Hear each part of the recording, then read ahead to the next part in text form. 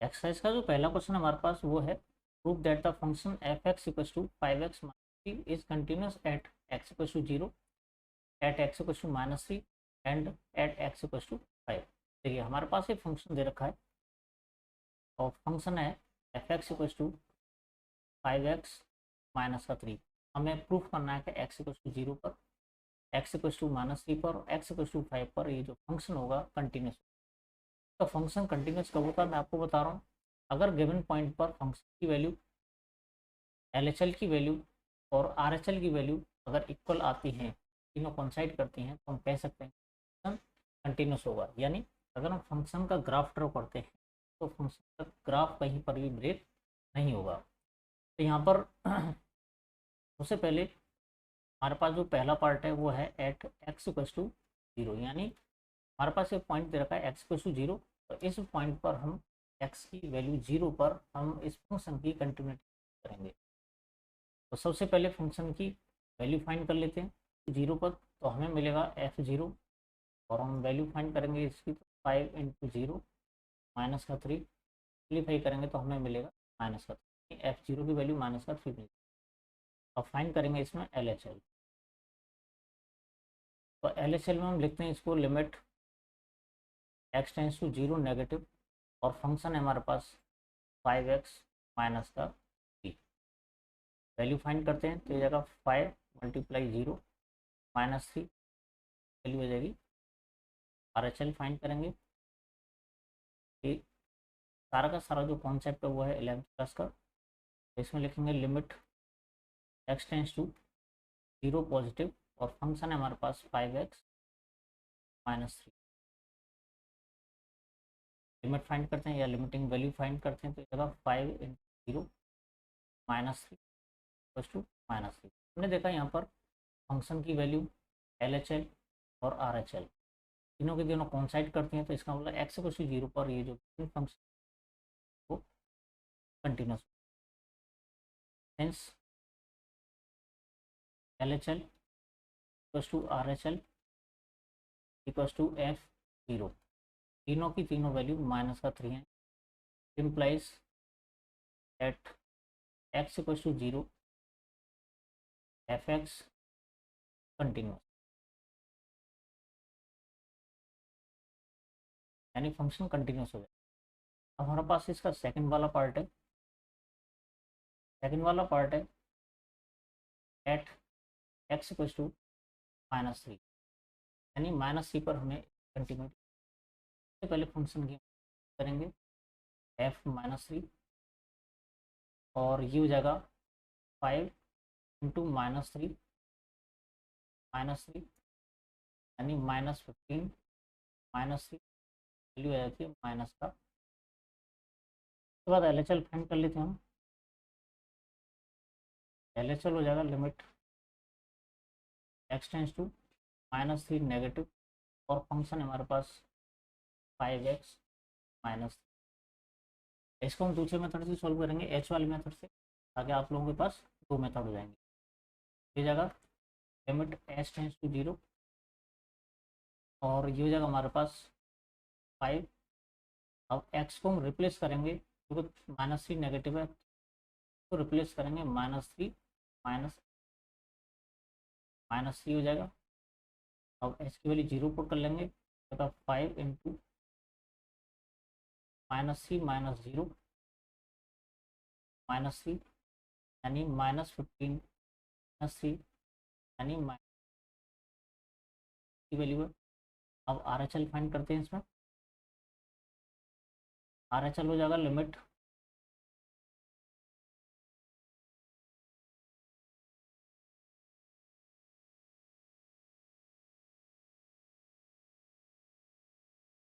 ये हो जाएगा limit x tends to -3 positive और फंक्शन है हमारे पास 5x-3।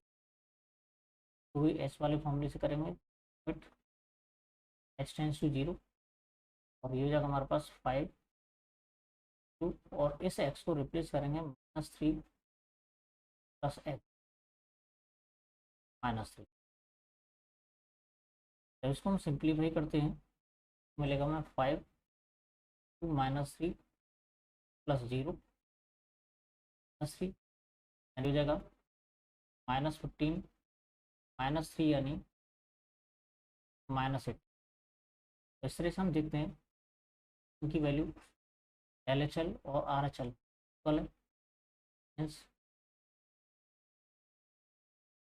LHL plus two RHL plus two F-3। तीनों की वैल्यू ऐड कर रही है यानी -18 मिलती है। इसका मतलब ये हुआ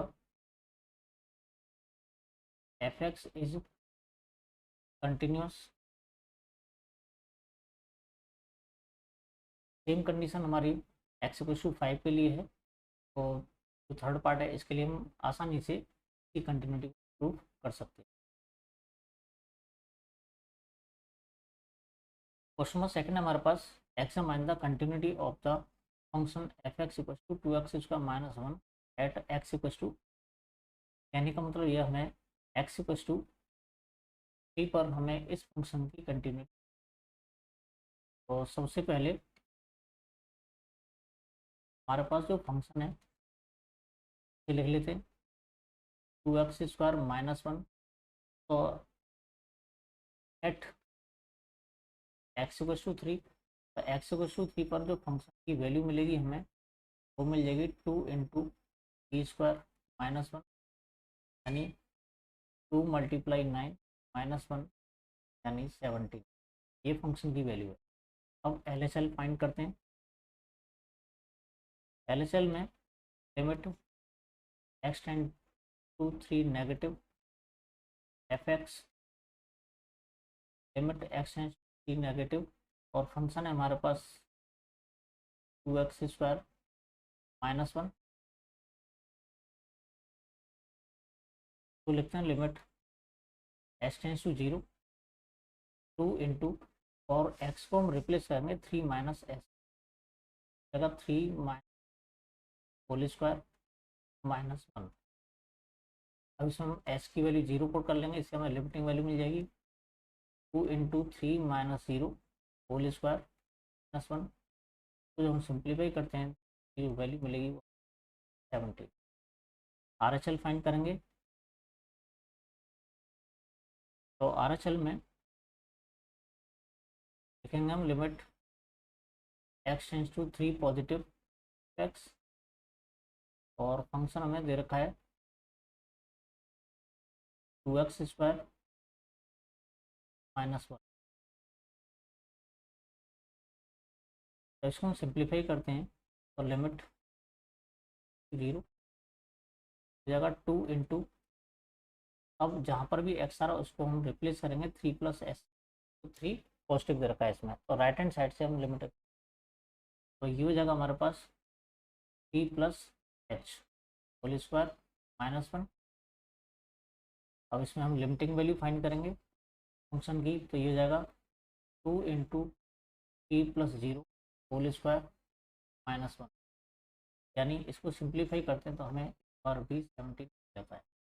तो हमने देखा यहाँ पर फंक्शन की वैल्यू LHL और RHL तीनों को तीनों कोइंसाइड कर रहे हैं, तीनों वैल्यू सेम है। Since LHL to RHL = F3, तीनों की तीनों वैल्यू इक्वल है यानी 17 इक्वल है। Implies F is continuous at x =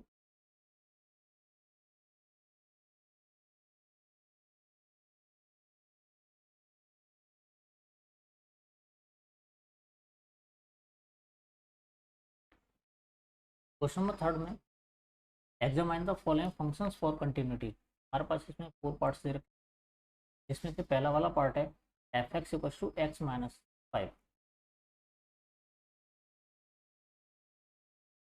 यहाँ पर सबसे पहले ए वाली पार्ट की बात हो रही है और इसमें जो fx दे रखा है वो है x - 5। और यहाँ पर उसने कहीं पर भी ये नहीं दे रखा कि हमें किस पॉइंट पर इसकी, हम क्या करते हैं let x = c belongs to real number. यहाँ पर हमने क्या किया, x को आर्बिट्रेरी नंबर ले रखा है कि जो रियल नंबर को बिलोंग कर रहा है, हम कोई भी सी ले सकते हैं, इसमें रियल नंबर होगा, इस फंक्शन के लिए वो होगा रियल नंबर, सकते हैं इस चीज़ को x belongs to real number, जो इसमें डोमेन का काम करेगा। x की कोई भी वैल्यू इसमें हम पुट कर सकते हैं। हमने जो कोई भी वैल्यू लेनी थी हमने वो ले ली। यहाँ पर फंक्शन की जो वैल्यू मिलेगी एफ सी मिलेगी और इसकी वैल्यू हो जाएगी c-5। अब इसी पॉइंट पर हम लिमिट वैल्यू फाइंड, तो यहाँ पर हम लिखेंगे LHL और LHL हो जाएगा limit x tending to c negative, या फिर हम चाहें तो डायरेक्ट इसकी लिमिटिंग वैल्यू भी फाइंड कर सकते हैं। ये LHL वगैरह ये सब लिखने की जरूरत नहीं पड़ेगी, ये जाएगा fx और डायरेक्ट इसकी लिमिटिंग वैल्यू हम एक्सटेंड की और फंक्शन है हमारे पास x-5 की जो वैल्यू मिलेगी हमें c-5 जाएगी। तो हम देखते हैं कि फंक्शन की वैल्यू और जो लिमिटिंग वैल्यू है ऐड कर रही हैं। यहाँ लिखेंगे since limit x tending to c fx equals to fc, दोनों की वैल्यू c-5 है, तो हम कह सकते हैं at x equals to c belongs to r function is continuous, function continuous होगा। सेम कंडीशन बी वाले पार्ट के लिए है, तो बी वाले पार्ट में हमने देखा x not equals to 5, x की वैल्यू हम 5 नहीं ले सकते, क्या है जो वो यहाँ पर एक तरह से यहाँ पर हमारा जो डोमेन होगा वो जगह x belongs to real number, लेकिन इस रियल नंबर में 5, जब हम इसको हम सिंप्लीफाई करते हैं यहाँ पर एफ सी की वैल्यू हमें मिलेगी 1/c-5 और यही इसकी लिमिटिंग वैल्यू होगी। तो शॉर्ट में बता रहा हूँ आपको, एक्सटेंडिंग एफ एक्स करते हैं तो यही वैल्यू इसकी लिमिटिंग वैल्यू होगी। तो ऐसे जो फंक्शन होगा रियल वैल्यू इसके लिए कंटिन्यूस होगा। बात कर लेते हैं कि सी वाले पार्ट की। सी वाले पार्ट में हमारे पास जो फंक्शन रखा है वो दे रखा है स्क्वायर -25 अपॉन, और कंडीशन उसने दे रखी है x belongs to real number, लेकिन यहाँ पर हम x की वैल्यू -5 ले सकते। रीजन क्या है, x की वैल्यू जैसे हम -5 लेते हैं तो जो फंक्शन होगा वो नॉन डिफाइंड, तो बाकी हम कोई भी वैल्यू इसमें ले सकते हैं। तो at x equals to c belongs to real number, लेकिन जितने भी रियल नंबर्स होंगे उसमें से हम -5 जो कि डोमेन दर, तो यहाँ पर एफ सी की वैल्यू निकालेंगे, सी की वैल्यू c² -25 अपॉन c+5। अब इसको हम सिंप्लीफाई करते हैं तो इसको ले सकते हैं c-5 to c+5 divided by c+5, cancel हो जाएगा और इस तरह से हमें एफ सी की जो वैल्यू मिलेगी वो मिल जाएगी c-5।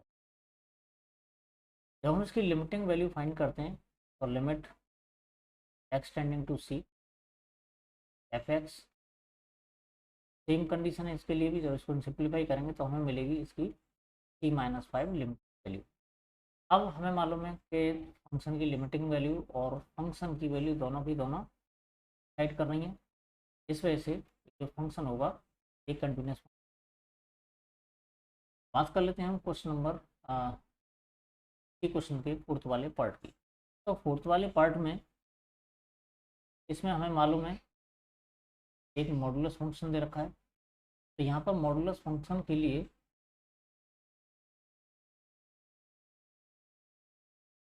जो डोमेन होगा वो रियल नंबर हो जाएगा, क्योंकि एक्स की वैल्यू हर रियल वैल्यू के लिए वेल डिफाइंड।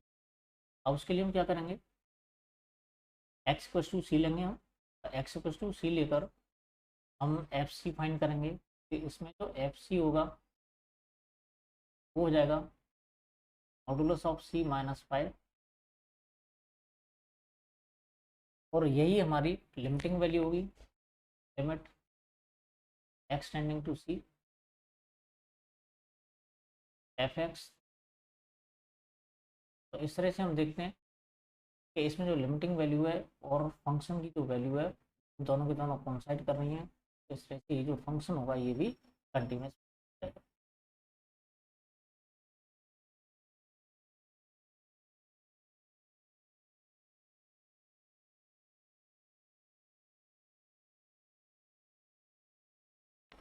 नेक्स्ट क्वेश्चन हमारे पास, prove that the function f x equal to x to power n is continuous at x equal to n, here n is a positive integer. सबसे पहले हम ये देखते हैं कि जो फंक्शन हमें दे रखा है वो है एक्स की पावर एन। यहाँ पर कंटिन्यूटी हमें फाइंड करनी है फंक्शन के एक्स इक्वल टू एन पर, at x equal to n. X equal to n जब हम निकालते हैं इसमें, तो फंक्शन की वैल्यू निकालेंगे एन पर। एफ एन की जो वैल्यू हो जाएगी वो हो जाएगी एन की पावर एन। अब इसकी लिमिटिंग वैल्यू फाइंड करेंगे, तो limit x tending to 10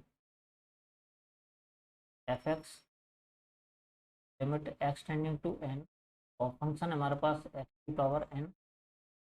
limiting value find करेंगे तो ये हो जाएगी एन की पावर एन, और यही जो वैल्यू थी यही फंक्शन की वैल्यू थी, एफ एन की इक्वल है। इसका मतलब ये हुआ कि f is continuous at x plus two n. Function continuous होगा एक्स प्लस टू एन पर। रीजन क्या है, फंक्शन की वैल्यू और फंक्शन की जो लिमिटिंग वैल्यू है दोनों की दोनों इक्वल आ रही हैं, जो कि एन की power N.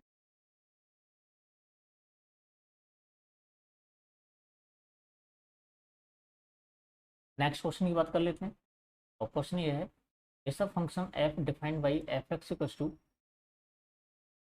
X if x less than equal to 1, 5 if x greater than equal to 1। देखिए यहाँ पर सबसे पहले एक्स इक्वल टू 0 पर, एक्स इक्वल टू 1 पर और एक्स इक्वल टू 2 पर, 3 पॉइंट्स पर इसकी कंटिन्यूटी हमसे पूछी गई। यहाँ पर सबसे पहले पहला पार्ट ले लेते हैं, एक्स इक्वल टू 0।